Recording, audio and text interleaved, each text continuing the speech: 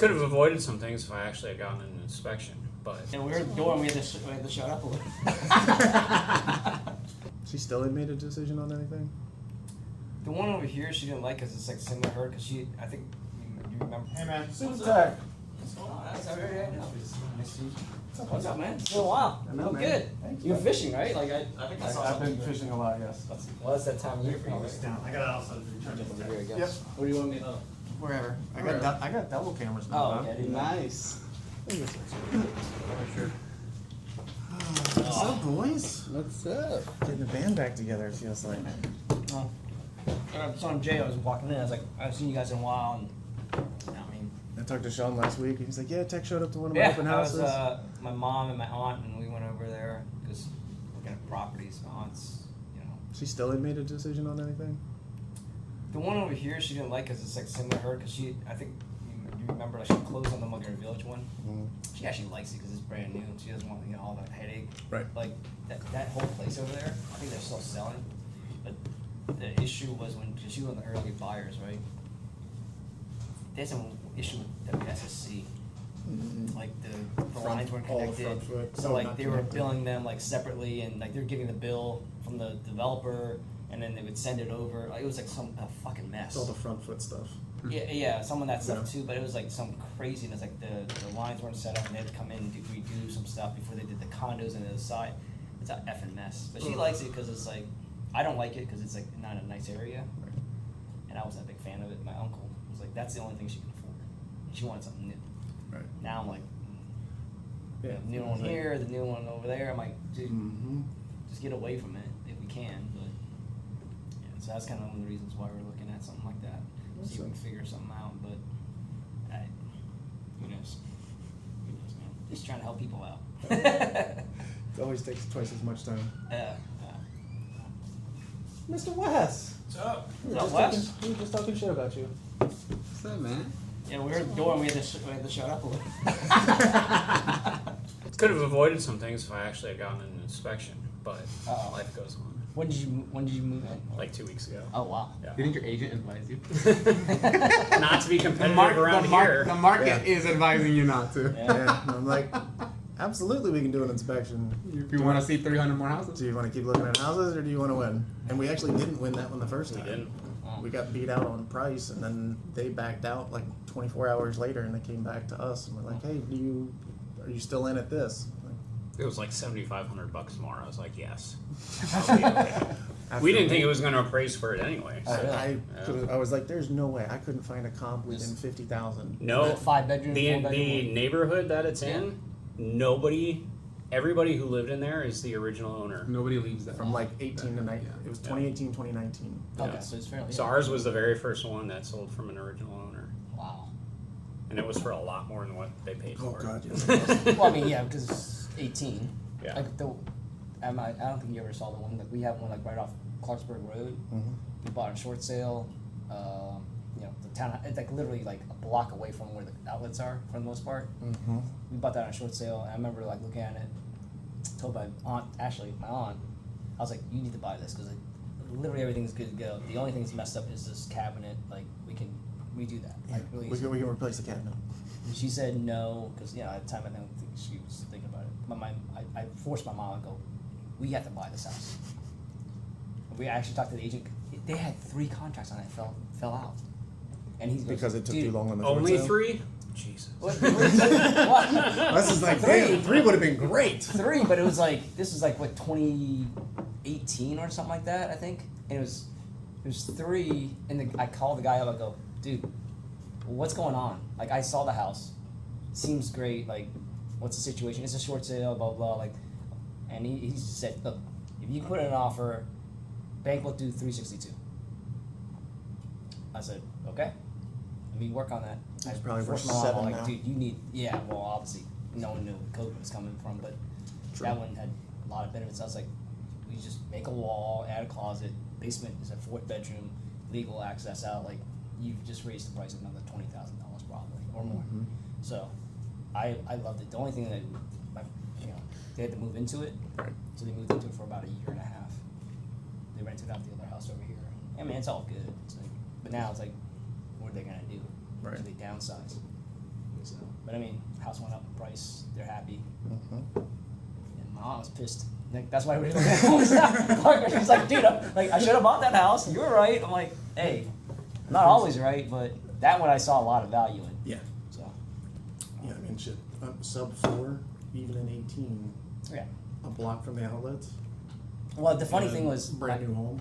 yeah, it was like, it was built in 2015, and like everything, they had fans, like the window, like, you know, treatments, and it was perfect. It just needed to be cleaned up. Right. And the guy told it, goes, the situation is, the husband went to jail. The wife can't afford it. Like, it's just situations we were used to. Like, at the time I didn't know anything about that, right? Right. And I was like, okay, short sale. This house looks great. Like, deck, Trex deck, everything was just needs to be cleaned. Top notch, just clean. Yeah, it just needs to be clean. And we moved in, we cleaned it, we moved in. And That's I was awesome. there, and that was it for about a year and a half, and went back. So, but yeah, I was like, dude, there's no many homes like that anymore. No, not around here. So now it's like 10 years old. Mm-hmm. Congrats, man. Thank you. It's a lot better than the house I moved out of. Now the HVAC's fixed, it's a lot better. You tracked this guy. Talk to We this just guy. opened up shop. Oh yeah? Yep. Oh. Got Yes, give got us the the master license. Yeah, tell us, man. give us what's going on with Mr. J Morrow. Yeah, Because you've been kind of MIA on I've it. been very MIA. Busy. I've been building up my home improvement business, and I just added HVAC to it, Nice. and I've been busy, very busy. Started cold calling. I was like, I cold call sellers all the time, so I started cold calling retired HVAC owners, and I started telling them, you know, I started showing them my How track do you record. find retired HVAC owners? Those Business brokers. business brokers, or no, I was from my like plumbing experience and my home improvement experience. Oh, I was gotcha. talking to the branch managers of Carrier. Mhm. I know the president of Carrier, Daikin, Rude, all the big companies, and they're like, man, there's this guy that Why don't you go buy one of those? well, I mean, I wanted a license. I wanted Maryland, as long as you have an attached Get out. That should turn off. HVAC license Yeah, on well- record. Heard some beep. All the techs can work under that license. Somebody here? I don't think so. Is that Chris's stuff? Yeah. Okay. Yeah, good. So I got a gentleman that knew me from my previous experience when I used to work at Michael and Son. He's like, man, I trust your work. You can work under my license. And I'm like, all right, what's the revenue share? He's like, man, look, just I need some extra money. Every permit that you pull, give me like $300. I'm like, Yeah. and I rarely pull permits, only for installs. So it's like that's a deal. So yeah, You got ready to start working now? yeah, Okay. I've already started The working. funny thing I asked that because, like this morning I was like looking at something on Facebook, like one of the like local areas, like I think it was Montgomery Village. Mhm. Someone had a post like, "Hey, how's somebody like anyone use McCrae heating?" And I basically just said like, just check out a bunch of like Ask ChatGPT, check the reviews on Google Business Profile, like stuff like that. Like look for recent reviews. If you, that's what she was asking. Like, just what are your experiences? I'm like, I used them like 10 years ago. I can't tell you how it is now, obviously, because it's probably changed in different contractors or repair people. Yeah. And if I knew that, I would have been like, yo, contact my guy Jay. Well, right? tell you what, I don't really work with homeowners. I work with property managers. Oh, okay. So I don't have to deal with the bullshit, you know, compare you with 10 other people. Property managers, once they hire somebody as a vendor, they Here's want, a vendor. yeah, they're an additional insured on my insurance, right? And they're not gonna, And that's recurring revenue. Recurring revenue. What business doesn't want that? Yeah. And so they're like, look, I got somebody, they got a vendor that's been with them for 10 years, already knows all their units, already knows all the tenants, they don't really want to get somebody, an outsider, to start doing work. And also, a chuck and a truck. Like, you know, a lot of companies, they hire handymen, but most of them don't have $1 million liability insurance, $500,000 bond, they don't have a home improvement license, they don't have now an HVAC license, they don't have that. So I've just become more valuable to the property managers that I work with. The story with this is the one out in The Turkish people. Are they Turkish? No. No? Okay. So the one out in Cumberland, the guy owns it. His wife runs it, and she just she's like the GM, and she's just like, I want to retire. And they got like a house in Poolsville, and he's got other like development projects that he wants to do and stuff like that. So they're just ready to move on from it. And then the guy in Rockville, he's actually Greek, and this is his second company. His first one he had with partners, and essentially they like swindled him, and he's like, screw you, I'm just gonna go start my own then. Yeah. And so he's had this one for a little over 10 years. He's doing like little over $1 million in EBITDA. He like buys in bulk from like Vietnam or something like that, so his inventory costs are pretty low, and he's got a huge facility. He carries tons of inventory. And so, yeah, we were essentially going to buy both. And I also sat down with the owner of one up in Frederick, and, you know, they were like, we'd be interested in selling. They're like, we never actually, it was two guys, two partners, they're like, we never actually even thought about it or know how to evaluate like an exit. So we sat down with them and walked them through it, and they were like, we think we'd rather just spend the next 3 years making it more profitable and then sell it. We're like, cool, when you're ready to sell, let us know. You know, we'll be here. But then I was kind of like, man, I want to buy all three and just let these guys in Frederick run the whole thing, because they already know what they're doing and have all the connections, and they're like a 50-50 split of commercial and residential jobs. And So that sensor's missing, and they just installed all that like a couple weeks before, and they're like, hey, somebody stole the sensor off and hardwired it to work. I'm like, that didn't happen, dude. They just knocked the thing off. Well, somebody tried to, must have tried to like get it started. So I'm like, so you're saying my painter guys took your thing, right? That's what they were saying. So I'm like, so send me, okay, fine, I'll pay for a new one. Send the guy out with the new sensor, whatever.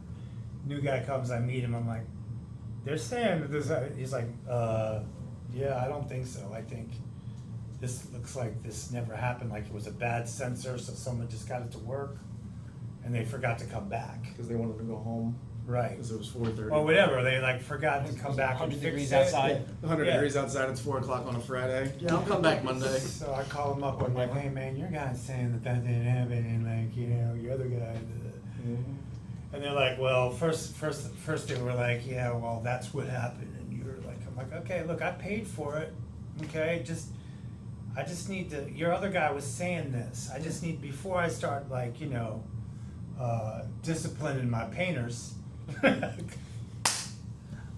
want to make sure that this is the deal, you know? Then I get another call. Yeah, we're real sorry, you know, and all that. And I'm like, wow, that's a weird change of things. Then I get an email. Hey, by the way, the county's coming out to do we're gonna come do the sensor for you. They did it, right?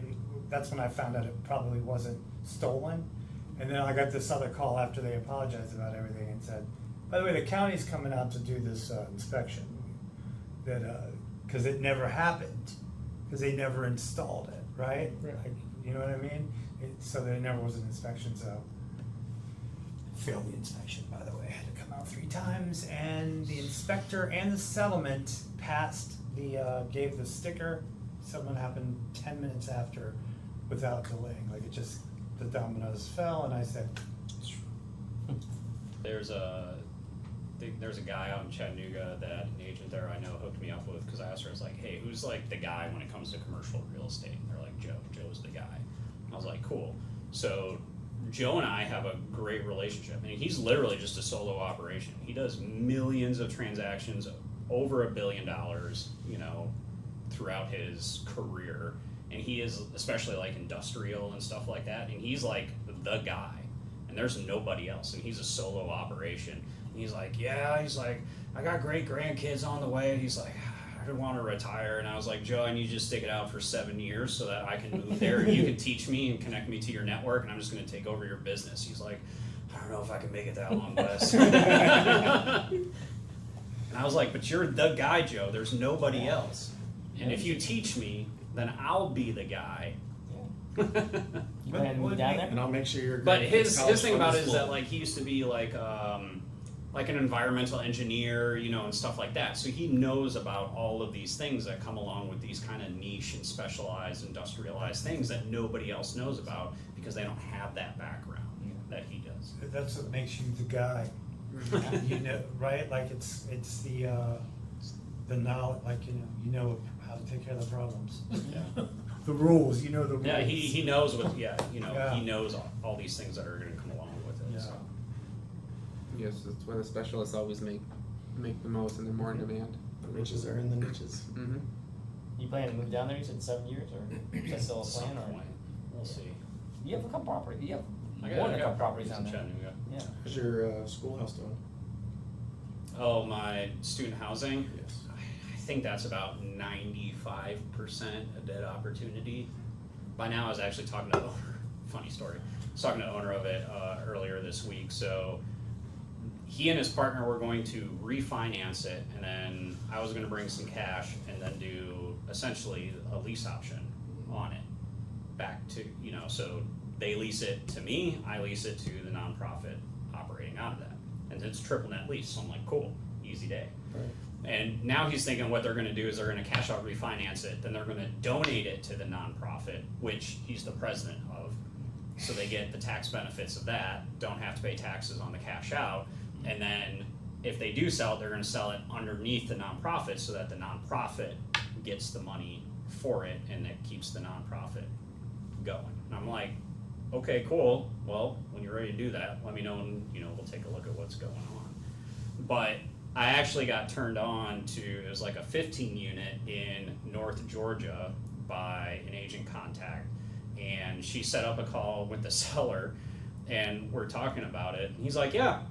He's like, I'm looking to sell it and, you know, my family's looking to sell our other properties in the town that's in North Georgia. I was like, cool. I was like, oh, what are the other properties? He's like, oh, we got about 217 doors that we're looking to sell. Come to find out, the partner on the student housing opportunity is the owner of the 200 units. And the world just got smaller. Yep, it got significantly smaller.